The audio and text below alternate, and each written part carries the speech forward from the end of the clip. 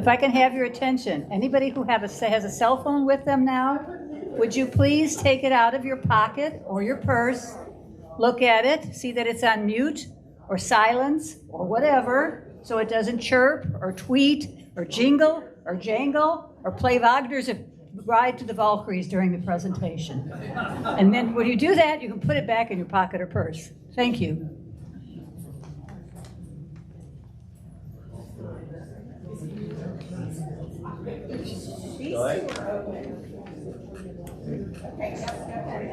Okay, our speaker tonight is Mieke Smit. I think you all know her. This is her second appearance for Tie Point Talks. We'll be quieter. That would help. Many of you will remember Mieka's talk in 2022. She talked about her first 20 years growing up in the Netherlands and during World War II and attending college in Oxford, Ohio. Tonight, she's going to continue that conversation with the next 70 years.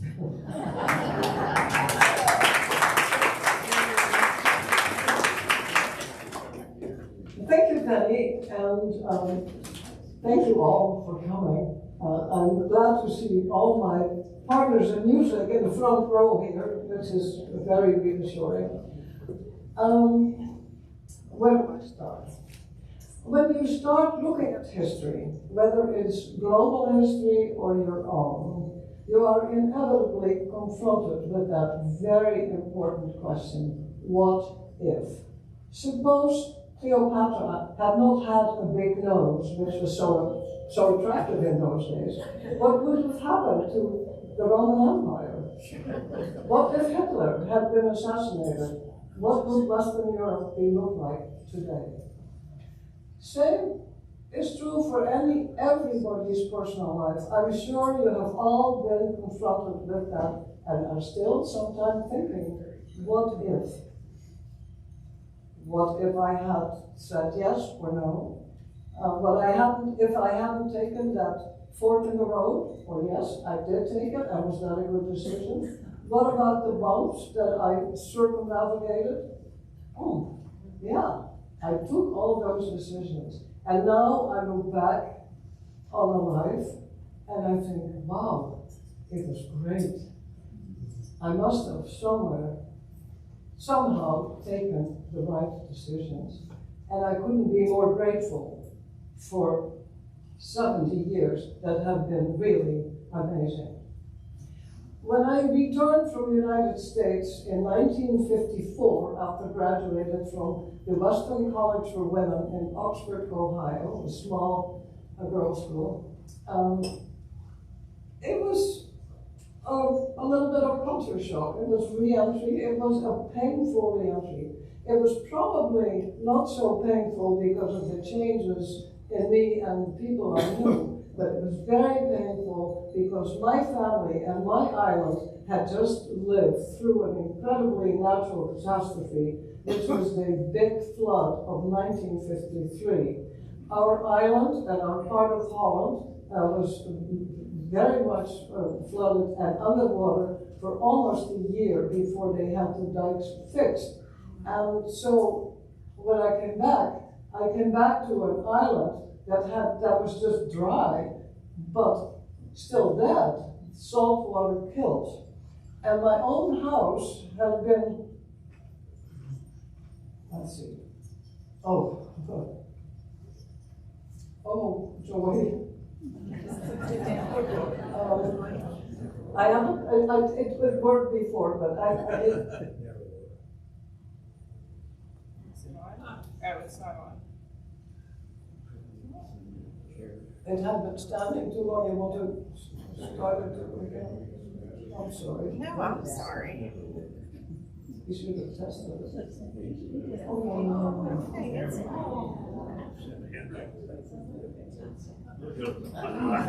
on a second. Is that the island?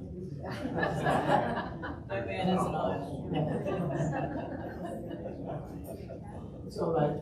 my parental home had been in the water, surrounded by water. It was not flooded because they were in a higher area, but they had like 20 people living in it for about 7 or 8 months. So you can imagine.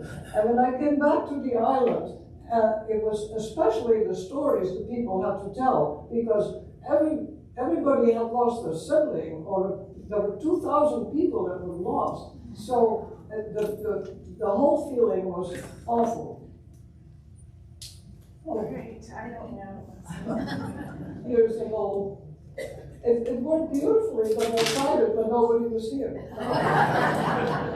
And so I saw my parents struggling. They were raising my siblings, and there were 6 of us, so there were 5 still going to school. And I decided very soon that I was not going to be a big burden to my family any longer and go and be on my own. Well, can we do it just with the computer? Yeah, but that's what I'm trying. Hold on a second.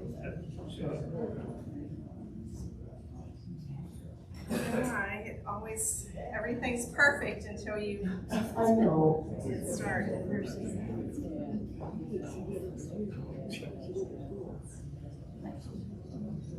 I should take this out and that. Right.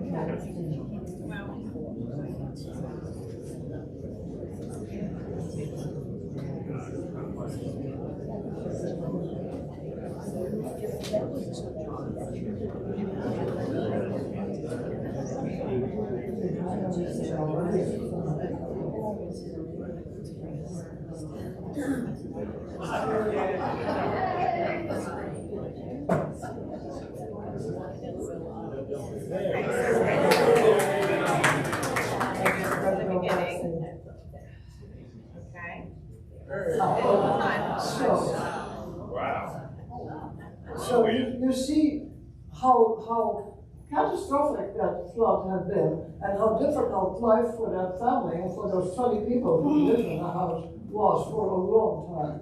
So I decided to, and this is just another picture of the island where you see how incredibly dangerous and catastrophic we have. No, we don't want the double I thing. know. Yeah. You go to That's not what's slideshow. showing here. Sorry for this. And it's a perfect opening. Shall I do this now? Just wait, let's see. Okay. Okay, now go. Okay. Well, See, that's not what's showing here. but it should. I know. Okay, I'll have Amsterdam on the screen. Okay. So I decided to look for a job, and the place to go was Amsterdam. I mean, that's where young people would want to go, and where I went. And immediately found a job working for an American company in their publicity department. It was General Tire of Akron, Ohio. And of course, they were working to get the European market with all the cars that were coming and being built. It was a logical place. They needed publicity, and I translated their folders in proper Dutch. I used my linguistic abilities and loved it. And so Amsterdam was a great place, not only for work, but also for fun. And I immediately joined the group of ex-Fulbrighters and students and professors, Dutch, who had come back from studying in the United States, and the Americans that were now in Amsterdam and other towns in Holland. And we all needed new friends, and then we had a good meeting point, so to speak. We both had our American and our Dutch experience. That organization organized lectures, excursions, parties, whatever. It was a great platform to meet people. And oh, great, you did this. Look, this is the palace, the Dam Palace in Amsterdam, as it's called. And so one night, I had signed up to go to a dinner dance in that party, and lo and behold, I put on my prettiest dress.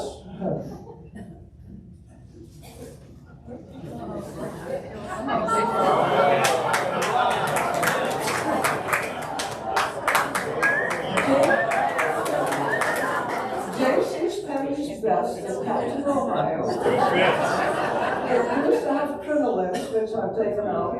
It has little white hearts, so it became my lucky dress because a dapper young man asked me to dance, and I think we danced together the whole evening. And the rest, as they say, is history.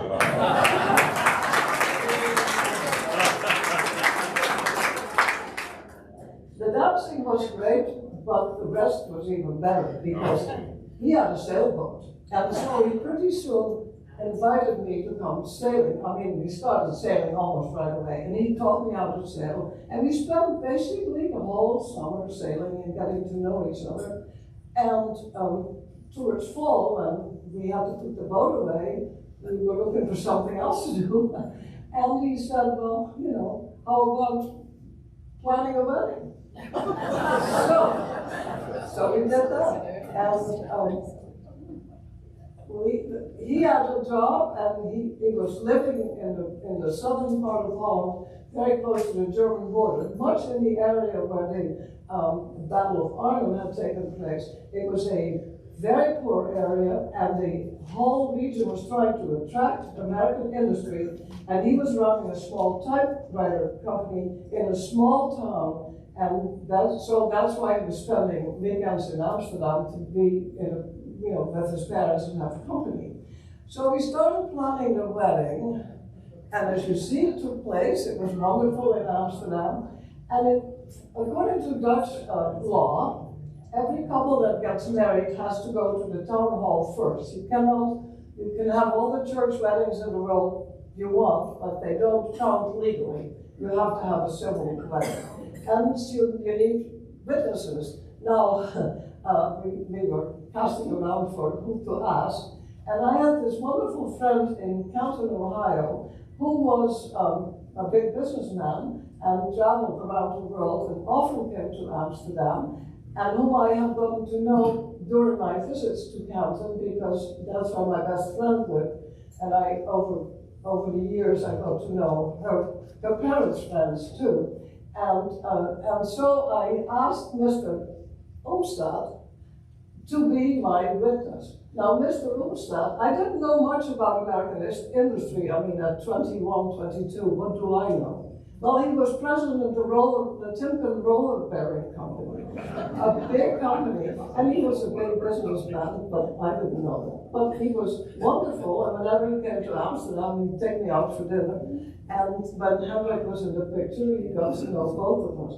And when I asked him to be our witness, he accepted with glee. And he came really looking forward to it, put his signature down and said, oh, just think, my signature will be in the archives of Amsterdam. So he was a wonderful friend. Now, another part of this is, we're now talking about 10 years after the war, and housing shortage in Holland was incredible still. I mean, we were rebuilding the country, but the mayor of the little town where Hendrik was working had told him that if he ever decided to get married and live down there, he would have a little house. So, this was the little house. It's two little houses. It's a double unit. It isn't anything luxurious. I think it has even single brick building. It had no central heating, but it did have running water and a toilet and two floors. But we were at seventh heaven because so many couples in those days had to start living their married life with their parents, get a room in their parents' home. There just was no housing. So we went down to this little town. It was quite a change, I must say. He went to work, but I had to sort of start running this little household, and I didn't have supermarkets or anything. You took your bicycle and you found a butcher and a milkman and a baker and so forth, which was fine. That's the way I grew up too, so it wasn't all that complicated. We only found one couple that were a little bit like us, and he was also running a little plant for milk processing. There was some dairy industry in the area. So pretty soon we knew we were expecting a baby. It seemed like there was nothing else to do. And we did it to be that easy. So we started getting ready. Oh no, that's not it. We didn't have to at the same time. Oh, it's lost at the bottom. Oh my goodness. Yeah, I don't know. I can't fix that. That's just part of your. It was all in there when I started. I can start it. I mean, we can.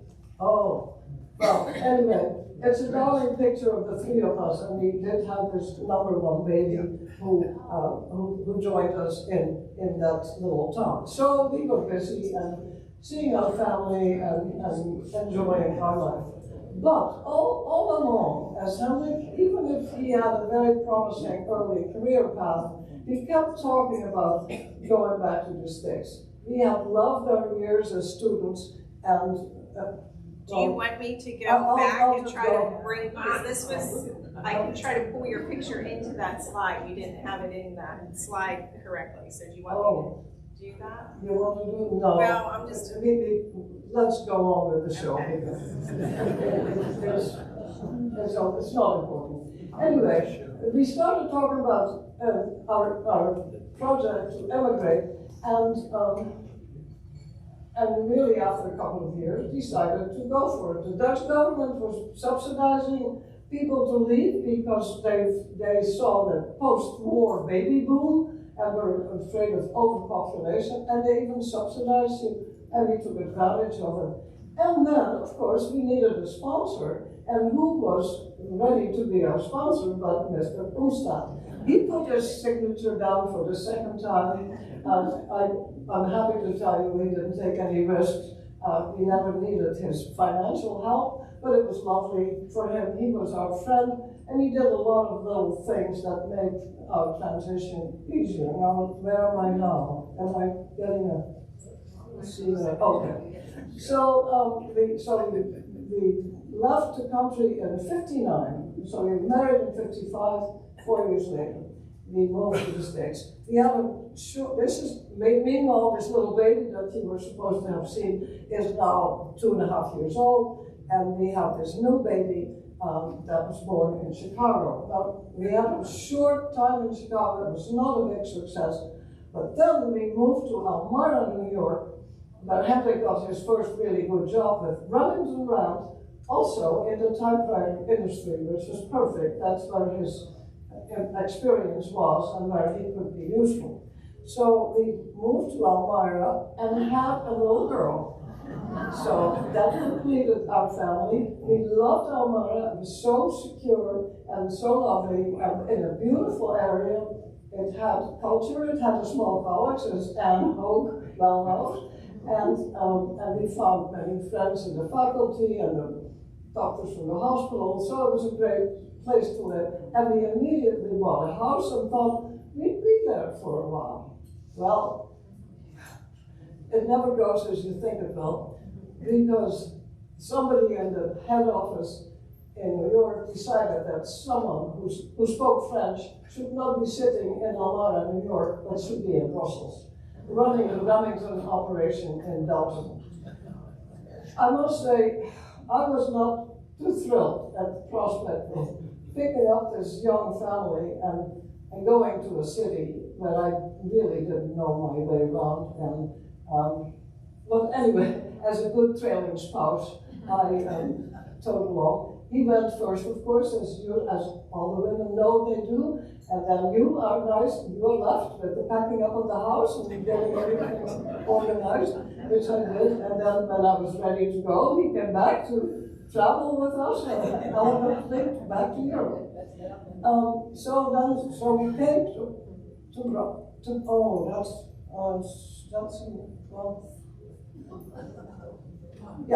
So we moved to I forgot one story. Oh gosh, yes, good thing this came out. This is Samir Bhatia. Samir Bhatia was a graduate student at Syracuse University who called the Remington Rand plant to see if he could get an internship. He wanted to get some experience in industry, and wanted to have a try, and Hendrik, who had been a foreign student himself, said, sure, come.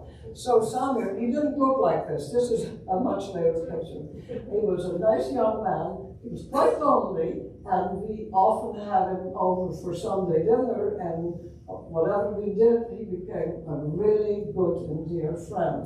Until one morning, he didn't show. And when Hendrik called the landlady, she said he had packed his suitcase and left without saying a word. Well, we didn't know what to think of it. We knew he wanted to go to graduate school all over the world. He sent letters to Russia, to Moscow, to Finland, but we didn't know. Anyway, until 2 weeks later, somebody showed up at his office from the FBI and said, hey, what can you tell me about Samuel Batya? Well, Hendrik couldn't tell much either. And so that was it. He closed a chapter. So then we, next year, or a year later or so, we moved to Brussels, as I was telling you. I want you to see this spectacular, most beautiful square in the whole world with this wonderful town hall, which is built in the Brabantine Gothic style, late Gothic style that you find all over that part of the Low Country. You will see more of it in Brussels and also in Holland. It was only 2 years. We were busy with our little family, and we didn't do much with what Brussels was like. It was not exciting, except that I did start playing the piano. So that was the beginning of a new line a new life in music. At the end, somewhere after Christmas, in February of that year, Hendrik and I decided to take a vacation. We hadn't really taken a vacation by ourselves in 4 years or so. And we went skiing in Austria. So we made our plan to take the night train across Germany to Austria. And as we were getting into the train that night at the station, and I was putting our stuff in the overhead bin, the train from Paris to Rotterdam pulled in next to us, and I looked across in the compartment, and there was Samuel. You cannot believe it. If you try to do it, it never worked. I pulled down the window and started making gestures, and he saw me. He pulled down his window. I don't think you can do that anymore in France. But he gave me his card and told me that he was getting a PhD in Rotterdam, and he had been to Paris to visit his fiancée. Then our train pulled out, and we were left sort of breathless with this new information. And of course, after our week of skiing, and we got back to Brussels, we got in touch with him, and eventually, a year later, we went to his PhD ceremony at the university in Rotterdam and saw him several times. He then proceeded to get a job at the World Bank and lived in places like Bangladesh, where his knowledge and his experience was needed. And we lost track because this was before computers, before instant email. But then when he came back to Washington, to headquarters, and we came to retire in the States, we found each other again. And now we're still the best of friends, and as he says, I've known you longer than my own parents, and we've seen each other regularly. So I think that's a fascinating story.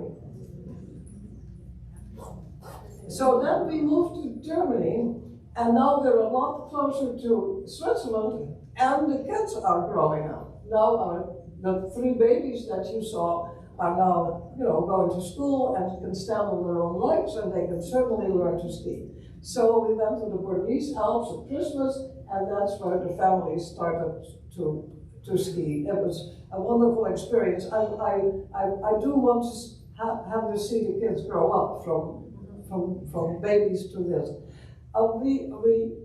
We had a good time in Germany. It was 3 years. It was lots of music. The most important event was probably that Hendrik presented me with my Steinway piano for our 10th wedding anniversary, which was, I now like to say, a good investment. When I see Scott sitting here, and he's now my 8th piano teacher, that piano has had a good life.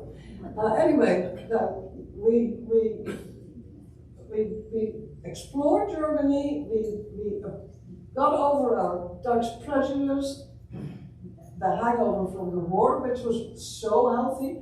We have admired the way that West Germany, because East Germany was still another story, was getting back on its feet and taking its place in a row of European nations the way it is now, a full-fledged partner, incredible.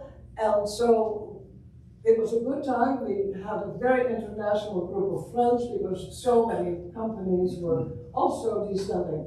But you know how it goes. The headhunters were looking, two headhunters were looking for the same person, and that was Hendrik, because he spoke Dutch, and there was this company that needed a CEO in Holland. And if there was ever a letdown to me, that was it. Because I didn't want to go back to Holland. I left it 10 years ago, and I knew the language. I knew what they ate. I knew it was in the supermarket, and there was just nothing to learn as far as I could see. However, oh yes, and I said, we won't find a house. I thought maybe that would be my saving grace. He said, oh yes, the company has bought a house because they knew if they didn't offer a house with a job, they would never get a good European manager for that job. The job was big. It was developing the European market for skilled power tools. And that was the time of do-it-yourselfers, and everybody was needing tools and drills and hammers and what have you. So he was very busy, and it turned out to be a very successful next 10 years. It was a really, that part of it was good. But, you know, and I think women can identify with me, you turn 40, and you look at your life and you say, gosh, I'm so-and-so's wife, and so-and-so's mother. Does my brain still work? Yeah, we haven't really tried your brain, you think. It was a little identity crisis. And I decided to, whatever I could do, I could test my brain. And so I looked around and enrolled in a 4-year advanced French program. That was very ambitious. It was in a nearby town at the university. And it took a lot of organization and a lot of help from my family to do that. But I found after 2 months or 3 months, when I was taking the first exams, that my brain worked just fine. And I did the whole program and loved it because it gave me access to not only a language, but also to a culture, to a history of France, and I love history. And we had a lot of good customers. Hendrik had customers in France. We traveled a lot in France. So it was a really very positive period. Let's see where I am now here. So this is Holland. I forgot to get to here, but you see the similarity. This is the big church in Breda, the town where we live. That same late Gothic style of the church that you saw in the town hall in Brussels. And it's a beautiful church, and they have beautiful concerts in it every year. And this was the house. And here are the children at this point. They're growing up, and we spent, as I said, 10 years until until they started going to college.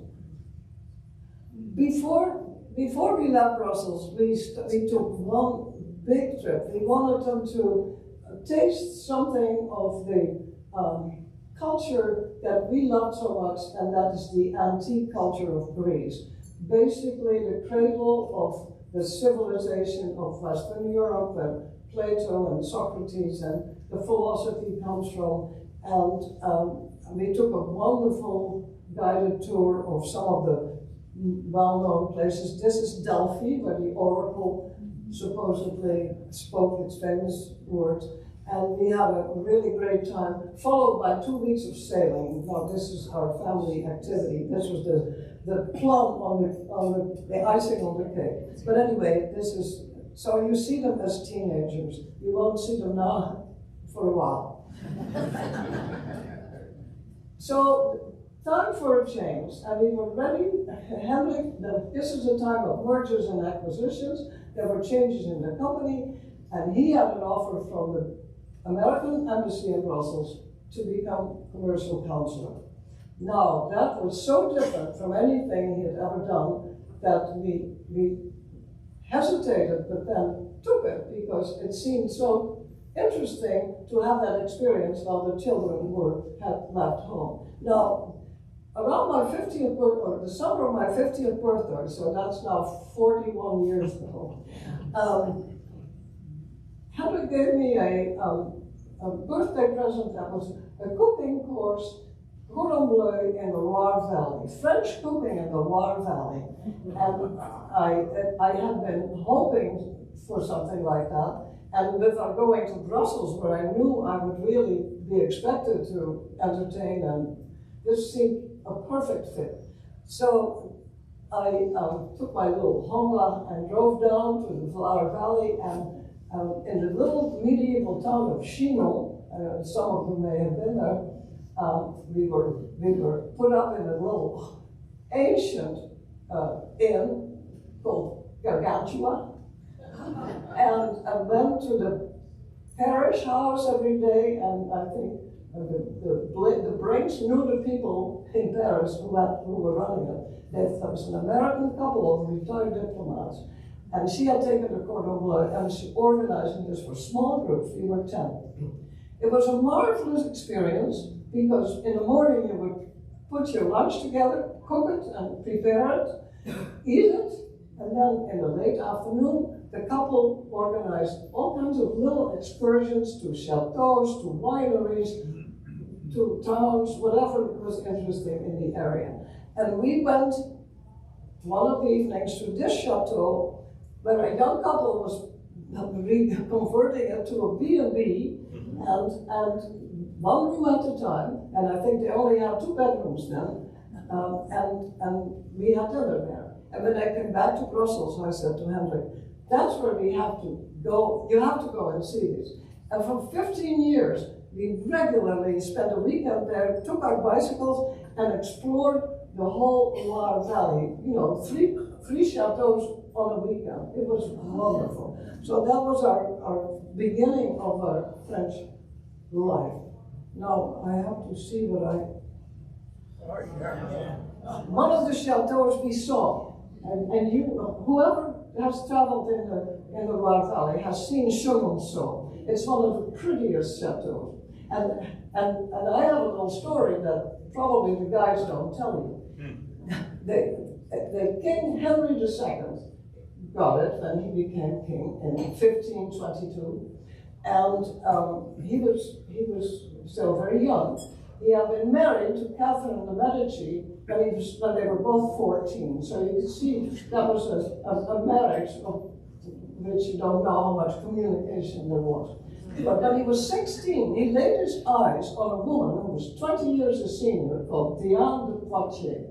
And she is a famous figure in French history as one of the most beautiful women and certainly the most powerful maitresse of the king that ever came in French history.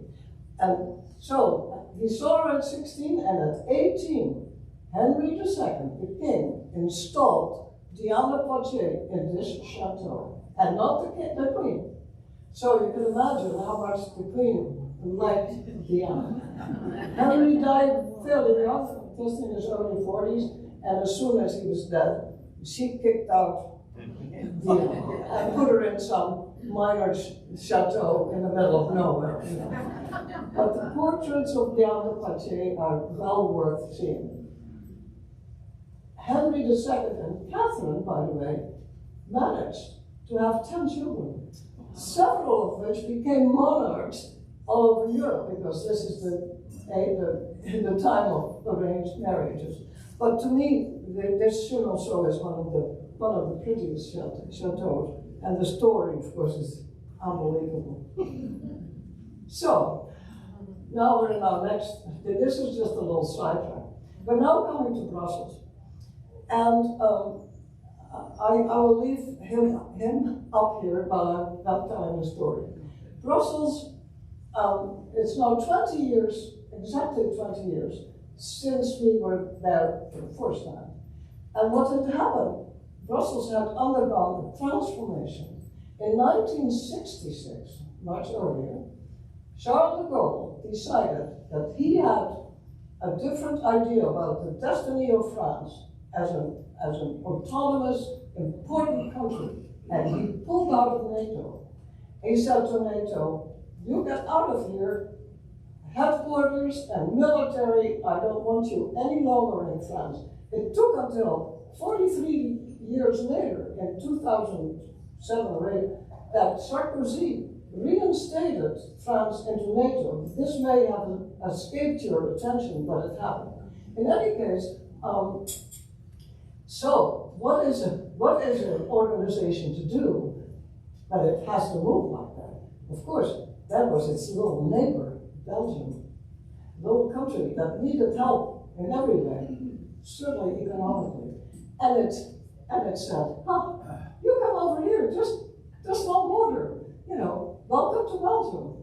And so, the military part, and is Dick Wells here?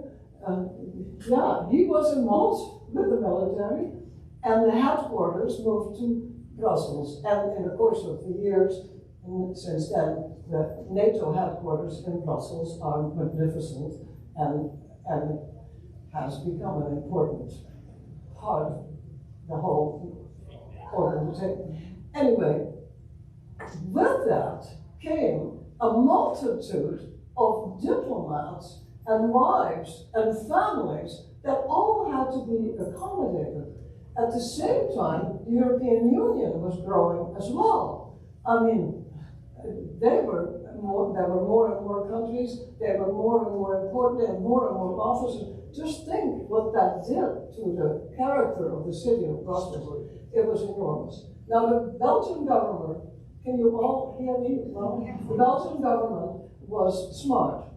They immediately started an organization called Welcome to Belgium that was run by a small group of smart, highly educated, well-placed Belgian women who organized programs for the wives of all these diplomats. So when we came to Brussels, and that was not just for NATO, but also for the European Union and the embassies to the king. So there's 3 groups of diplomats in Brussels. I mean, that's a lot of people with CD blocks on their cars. And so you get on the list, and Welcome to Belgium started organizing programs for all these women that wanted to know the country, to get adjusted and settled and find their way and get to know other people. So when you work for an embassy, this was totally new for us. I'm too close to you, aren't I? They take good care of you. They find a house for you. They take care of your papers. They import your car. And if you have any questions, you can call them and they will help you. That was so incredible. I mean, we have never lived that way. We usually have to do our own thing. Welcome to Belgium would have an envelope with 10 sheets of paper that would come in your mailbox at the beginning of the month, and it would have all these possibilities for you to do. Excursion to the Ardennes to see a chateau, cooking demonstration, a concert, a visit to an exhibit at the museum, you name it, it was available. And I, having no children or any big responsibilities at home, went for it. It was this absolutely amazing learning experience of getting to know people and absorb the different cultures and the influence it all has on life in a city. So now I can come back to Joe Girard, who I got this from the cover of his memoirs, because in those days we didn't have phones to take pictures. I have very few pictures of that period. Nobody was going around taking pictures.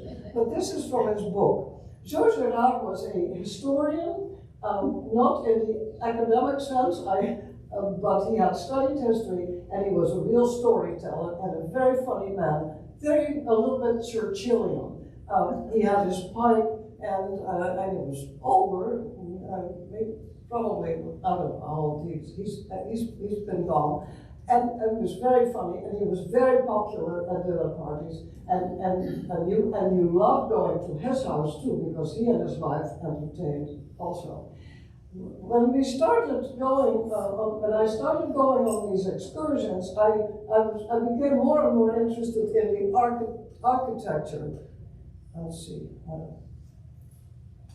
Here's one of the oldest churches of Brussels, also all built in the beginning of the 16th century, that same late Gothic style. And if you get interested in churches, you will find you learn a great deal about the history of the town, because they all have tombs, and the tombs contain the remains of important people who have left, in one way or another, their stamp on the city. And I was very much interested in that church and really started studying it. And then I could always go to Joe Girard if I had a question. He loved, of course, always loved to give the information, and he always knew it. He had his own little TV program, even on Sunday night. He had 15 minutes on TV where he would just give a little talk about a part of town or a church or a person or something. And it was repeated during the week, so everybody knew him. And I remember having him for dinner and realizing that the young man who helped me in the kitchen kept the kitchen door cracked so he could hear the conversation at the table. That was very funny. So that was welcome to Belgium and that part of it. I also joined as a volunteer the Community Help Service. Now that was started in 1971, so just about 6 years after de Gaulle did this to the French, and so many people came, there came the mental health problems. There were people that were completely lost, that needed help and needed a place to go with their immediate needs, schools, doctors, grocery shopping. And one of my most useful roles was to take people grocery shopping in the French stores to just explain what thing. And wasn't I glad I had taken that 4-year French course, because by that time I was fluent and really very comfortable in the language. So that had been a very good decision, that French program. So the Community Help Service was then totally involved. Well, it had a few professionals. It was always fundraising and dinner dance at the Hilton once a year, of course, that had to be done. But now I looked them up on the net, and they are a totally professional organization.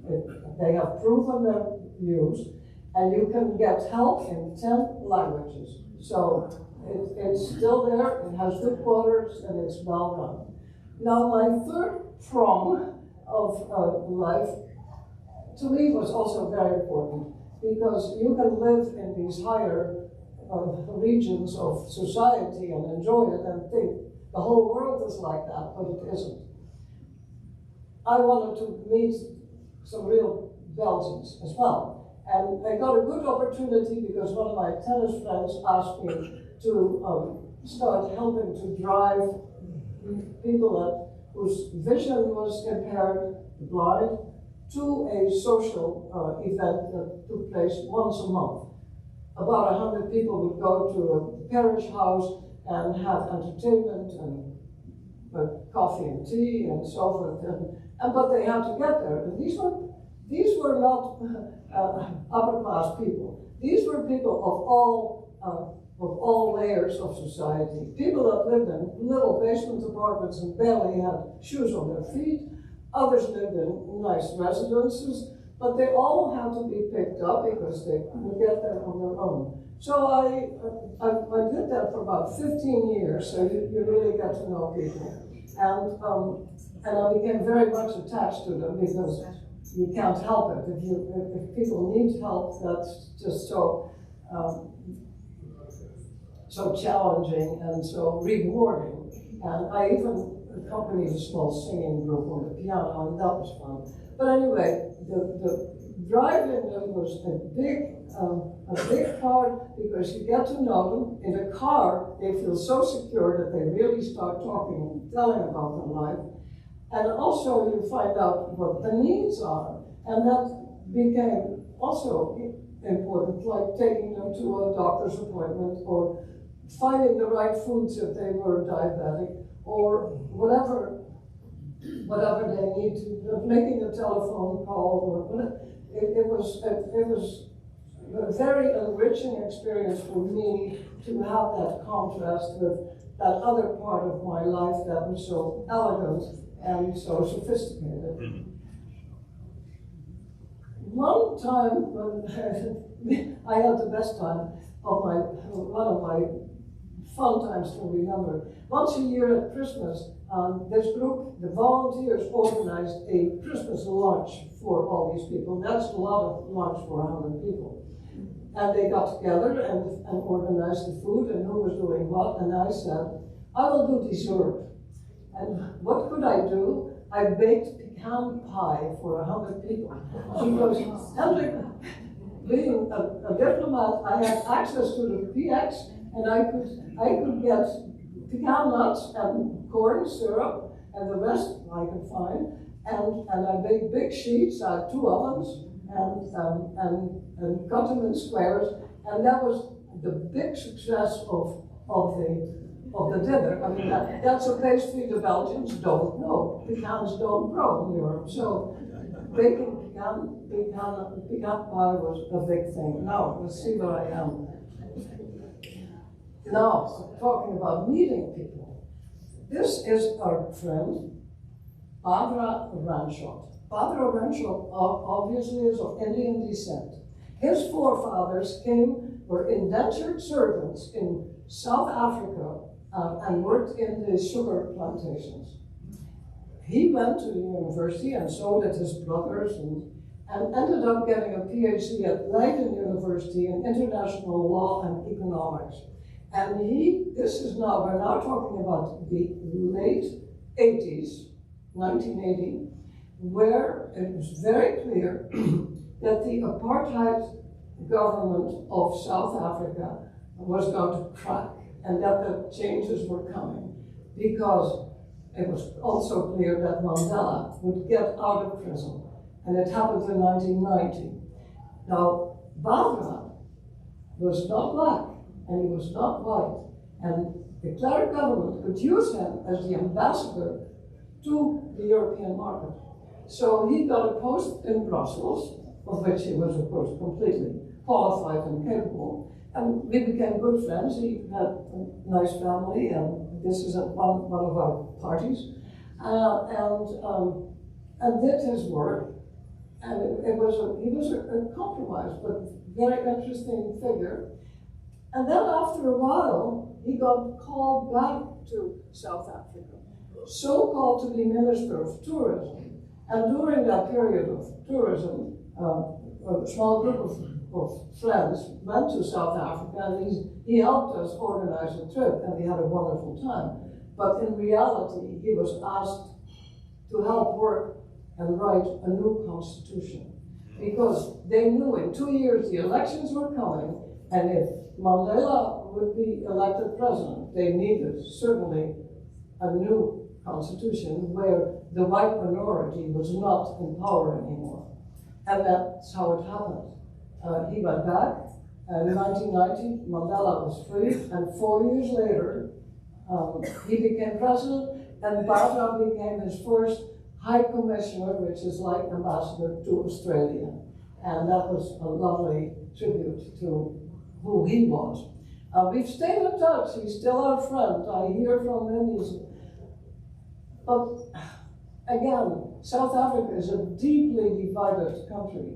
And this man was robbed at gunpoint in his own house. His alarm didn't work and was highly traumatized. They took everything of value that was in the house. So the problems of South Africa, it affected his health, and he's not been quite well. Anyway, okay, this now I should put that back. I have a little more to tell. So at that point, we started thinking about returning to the United States. And not quite, we knew eventually we would retire here. So we took a trip and bought in 1993 a condo in Sea Ponds. And started coming in the spring and in the fall, and our family loved it. We fell in love with the island. And even though we loved Brussels, it was a very hard decision to take. When Tide Point went up, we decided that that's where we should be, because we knew we wanted to travel. We were young for Tide Point. I wasn't quite 70 yet. Hendrik was just 70, but we decided that Tide Point was perfect. We didn't need an in-between house. We were traveling and decided to move to Tide Point when it was ready, 6 years later. So we moved in 1999 and started to travel. This was our first trip, and it just to the roof of the earth. You know, this is Tibet, the Potala Palace. If you ever want to see a beautiful book, I have it. It's not a sanctuary, although it has, I don't know how many sanctuaries inside, tombs of holy men, but it's a Buddhism pilgrimage place, and hundreds of pilgrims crawl practically on their knees through this palace. It's very dark and very slippery, but it was a glorious day, and we were very thankful to be able to do that. It was a magnificent, part of a magnificent trip. These are the symbols of Buddhism, and they are on the temple in Lhasa, the wheel of karma and the two deer that are the symbols of that religion. Oh dear. Doesn't it? Oh, wait a minute, I'm doing it wrong. Now, to me, this is one of the most incredible sanctuaries you've ever seen, because this rock is hollow, and it's hollowed out in the floor in the 13th century in Ethiopia.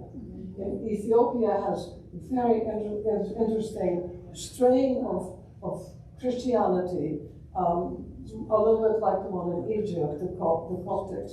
And this is the Church of St. George, and the people that you see down there, the picture's not very good, are people going in, and it is dark, and the priests have the most beautiful robes. And again, if you want to see my book, I have beautiful pictures. But religion is different in every part of the world. And that's so fascinating, because you can go from Ethiopia, which is Africa, to Mali, where this is, and you find this not mosque. It is an incredible building, gets rained away from time to time, but it's been there for centuries, and I found it very moving. I'm just showing this because, and then the opposite. Here we are in Rangoon, Burma, and it's all gold, and it's all a totally different way of worshiping and experiencing your religion. And then, this is the most beautiful picture in the Caucasus, in a monastery where we happened to watch a baptism ceremony. It was an otherworldly experience to see these people with their young children lining up for the baptism, all singing, and no organ. They sing their own a cappella. It was beautiful. And yet, when they walked out of church, I noticed his sneakers and his jeans. And so, you know, he's also a man of this earth, which is wonderful. So, one of our trips in the Black Sea, now this is an old story, but this is Dasha, at 13, the day we saw her, you little shy 13-year-old girl, look at her curled up toe. And this is the first time she ever played for tourists. And so you all know how she came to the States and became part of my life, certainly is the story of my life. And so this is what she's like when she was 18 or 19 and in Aspen, because she got to go to the Aspen summer school a couple of years, and that was a great experience. And of course, she came back in June and played for my birthday, and this is what she's looked like now. She's 31, has married, and has a lovely little girl and a nice husband. So that was the big story of my life. But wait, the story of my life isn't finished yet. This is Zenny Lee. And Zenny Lee was my contestant 13 years ago. And she was a shy little, this is what she was like. This is the picture from them. She was a shy little girl who was always hungry. She had so little money, she could only eat in a cafeteria. She didn't eat ever Western food. She took pictures of my meals to send to her parents. I can't really tell you the story yet, but for the last 3 months I've been involved in a project with her, and you will hear more about it when I feel that I have a little more traction. But I want you to know that she has become a star. She's playing the concertos all over the place. She's won so many rewards. She's a Steinway pianist, an Austral pianist, and she's on the faculty of the University of Alberta in Canada. Now, we don't know so much about Canada, but that's one of the 5 top music schools in Canada. So that's a big thing. And so I'm just warning you, it's almost time. Yeah, well, I have a clock too. And so Zenny will come back and I will keep you posted, because it's an absolutely wonderful story that I'm working on right now. Now, you've seen these babies that we had, and here they are, all in their 60s, all 3 with a partner, married and happy, and you know, happy in their life, and we're very close to them and very proud of them, and love to hear what they're doing, and they're all 3 of them are doing wonderful things, and so do their partners. So we're very happy. And then, of course, I could not have this presentation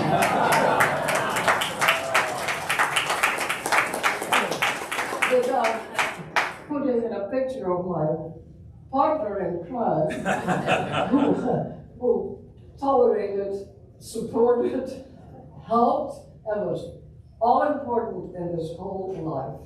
Thank you.